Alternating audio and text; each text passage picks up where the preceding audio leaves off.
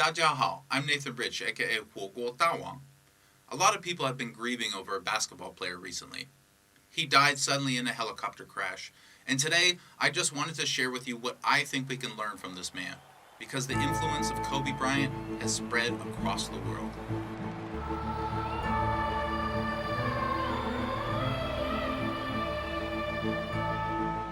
When I first came to China back in 2012, I was helping facilitate a merger between two visual effects companies, one in the Sichuan province and one in America.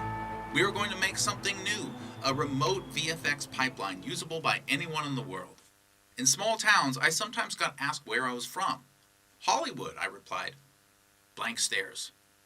Los Angeles, I said. Nothing. LA. Suddenly their eyes lit up. Oh, Kobe. I had heard the name before, Kobe Bryant. He was a legend in LA that my friend used to talk about all the time. Many of my friends were obsessed with the Lakers, and I was offered tickets to Lakers games many times. So of course I knew who Kobe was. But it was surprising to me just how famous he was outside of LA. I mean, here I was talking to people who didn't know the word Hollywood, but they knew Kobe. That's big. This happened to me enough times that I started just saying that I was from LA Kobe. As if it were a region.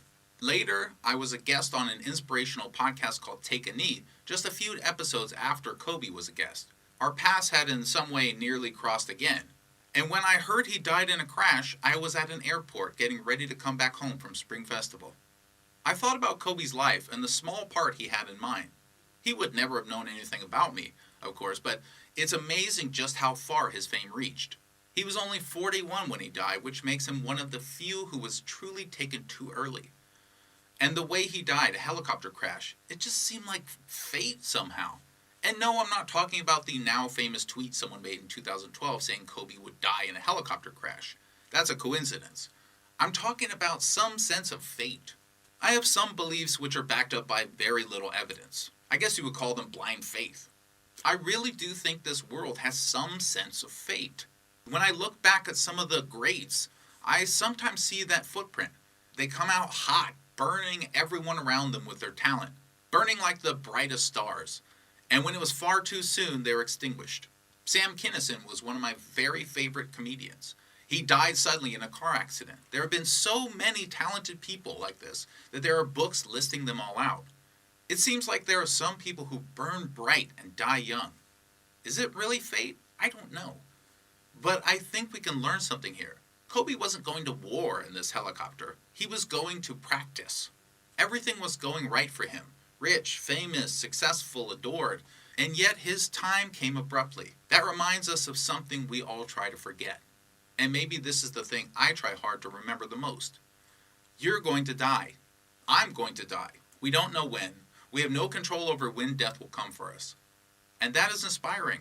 That means each day really could be our last. So we need to burn brighter. We need to show the world our talents, our efforts.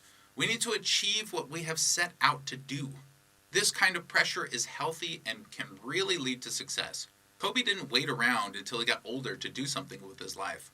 And you shouldn't either. When I make decisions in my life, I try to remember this concept. And with Kobe gone, it's that much easier to do so. And so, while he left this world, his inspiration carries on, intensified. Some burn so bright. We will carry on too, fighting the good fight. Fighting against invalid, unfair, and biased reports about China. Fighting against hate, bigotry, and racism.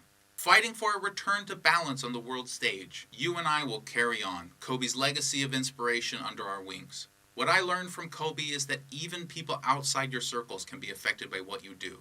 I learned that some people burn bright as the sun, and that everyone can inspire.